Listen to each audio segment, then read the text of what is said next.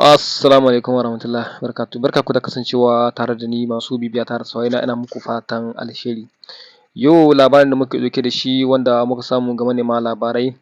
ku biyo mu cikin wannan bidiyo kuma idan farko ne ziyartar ku wannan tasha tamu mai albarka Media TV ku danna mana subscribing, ku yi liking, ku yi sharing. Wani labari ne muka rubuto bisa wani shafi na Ƙibla Niger wanda aka wallafa cewa wani bi ƙaramin magana wadda aka rena ita ke zama babban magana. Ita ce ke zama babban magana yanzu diyar Bazoum ta fito fili ƙarara, ta fito fili ta zargi tsohon shugaban ƙasa Alhaji Isu Muhammadu da saka hannu wajen kifar da gwamnatin mahaifinta, inda take cewa tana zargin tsohon shugaban ƙasa Alhaji Isu Muhammadu da saka hannu wajen kifar da gwamnatin babanta. Wannan dai 'yan ƙasa sun aza ayar tambaya kuma suna ba da shawara da cewa wannan gwamnati ta mulkin soji ta CNSP ta fito ta yi ma mutane ƙarin haske dangance da wannan dambarwa da ta wakana, ko kuma shi tsohon shugaban ƙasa Alhaji Isu Muhammadu ya fito ya kare kanshi domin a saka 'yan ƙasa cikin haske don saboda 'yan ƙasa suna cikin ruɗani. Idan wannan diyar shugaban ƙasa, tsohon shugaban ƙasa, hamɓararren shugaban ƙasa Muhammad Bazoum ta fito ta yi rubutu dangance da wannan al'amari, ɗan shi da aka yi juyin mulki tare da shi wanda ya share tsawon wata 5 ana tare da shi a inda ake garkuwa da baban shi ko inda ake tsare da baban shi a fadar shugaban ƙasa, wanda yanzu haka ya fita ya tafi wurin karatun shi a ƙasashen waje. Idan yanzu ya fito ya yi bidiyo dangance da wannan lamarin, ya kuke kallon ƙasar mu Niger, ya kuke kallon abin da zai faruwa, ya kuke gani, wace shawara kuke basuwa? Don haka ya kamata mu fito mu ba da shawarwari ga ƙasar mu, 'yan ƙasar mu Niger musamman gwamnati mai ci yanzu a ɗauki mataki a ga menene zai kawo warware wannan faruwar wannan lamari. Duk da dai mun ba Allah zaɓi, duka abin da Allah ya yi mun yarda da shi, kenan abin da muke so a fito a yi ma 'yan ƙasa ƙarin bayani da ƙarin haske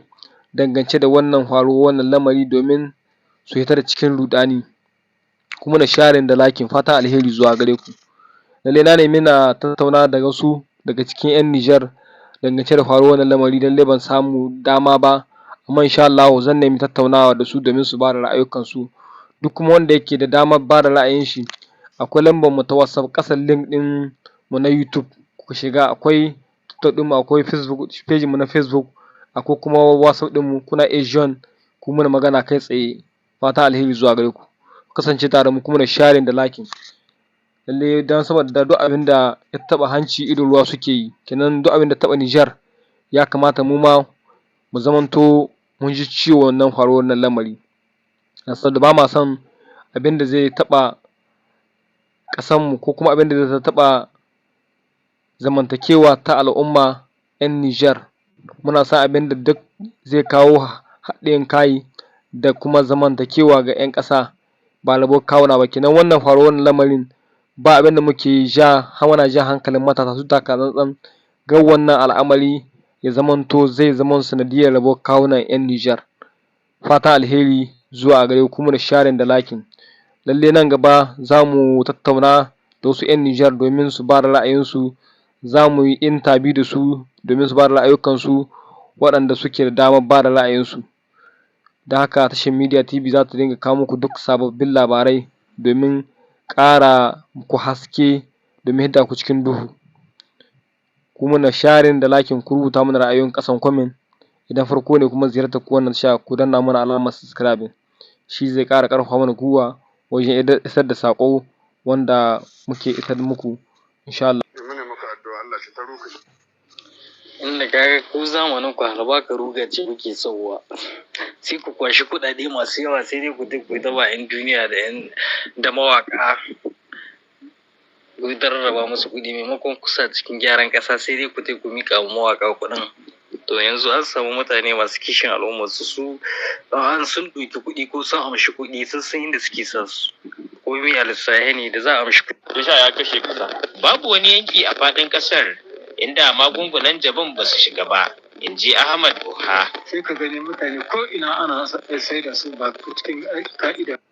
Wani movement da wata Allah ta sau dan karami da Allah ya hakuri text complete na duku ba capture di karam ba.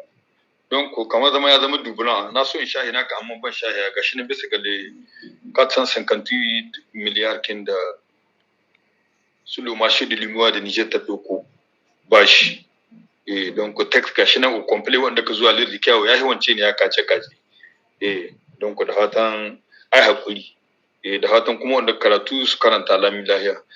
Lalle an ce en effet le pays a réussi ce 26 avril 2024 à mobiliser une enveloppe record de 457,99 milliards de francs CFA, ce qui représente le montant le plus important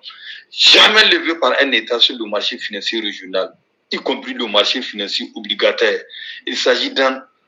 donc d'un retour tonitruant. Assalamu alaikum warahmatullahi wabarakatuh. Mu ban sale. Abdulkariman mu ba mu gane koyi ba wanga haraka. Su sun zaka so iske an ciwo ma kasa bashi.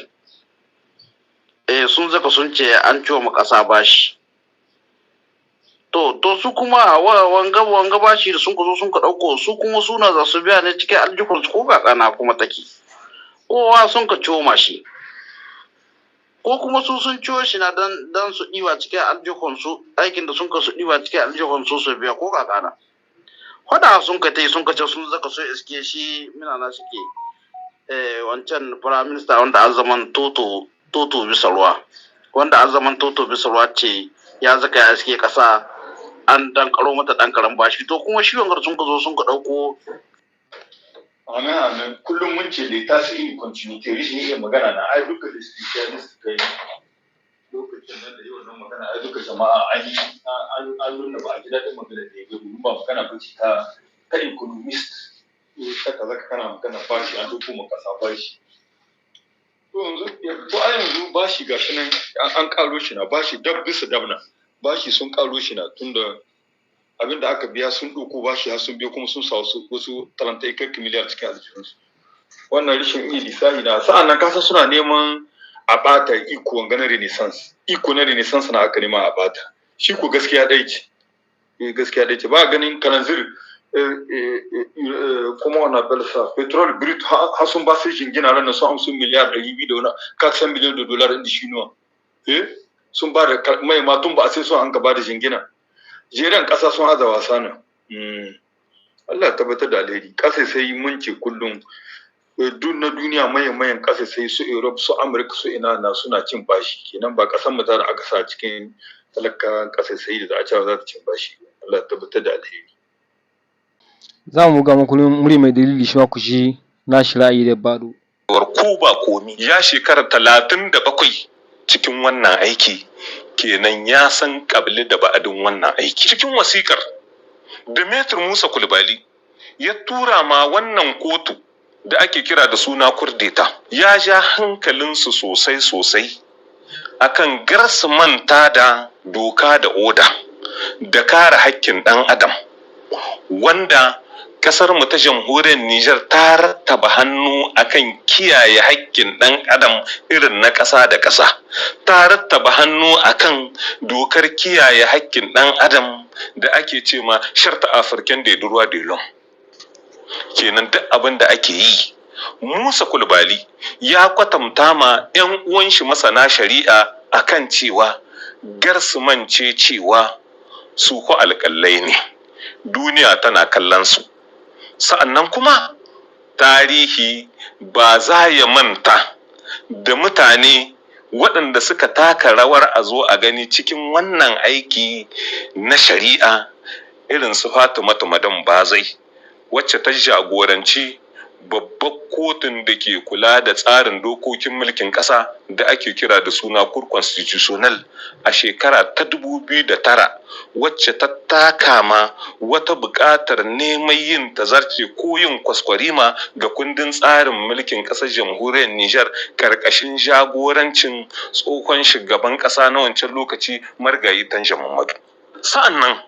Metr Musa Kulbali ya kwatanta ma illahirin mutanen da ke da kai cikin wannan kotu cewa garsu homance doka ce, shari'a ce, saboda babu wata doka ta duniya ko wata kotu ta duniya da ta yarda ta amince a yi ma mutum shari'a ba tare da an gabatar da shi a gaban kotun ba da kuma da shi da lauyoyin da ke kare shi. Maitre Musa Kulbali ya kwatanta ma kurdeta cewa ba yiwuwa ne sam a shari'antar da mutum ba tare da an ba lauyoyin shi damar su gana da shi ido da ido, abinda ba a ba su damar su yi ba da mutumin da suke karewa shine shugaban ƙasa, shugaban jamhuriya Muhammadu Bazum. Maitre Musa Kulbali ya ja hankalin kurdeta akan cewa ta kiyaye taka doka da oda. Kaɗan daga cikin ra'ayi wanda mai dalili ya bado, kuma dai kuna da naku dama wanda za ku iya bado naku ra'ayi domin abin da ya shafi ƙasar ku Nijar da kuma akan lamari wanda kenan ana rikici akan shi na cewa wanga ya ce kaza wanga ya ce kaza, kenan ku fito ku bada naku ra'ayi, ku rubuto mana ƙasan comment domin ba mu naku ra'ayoyikan insha Allahu, ku mana sharing wannan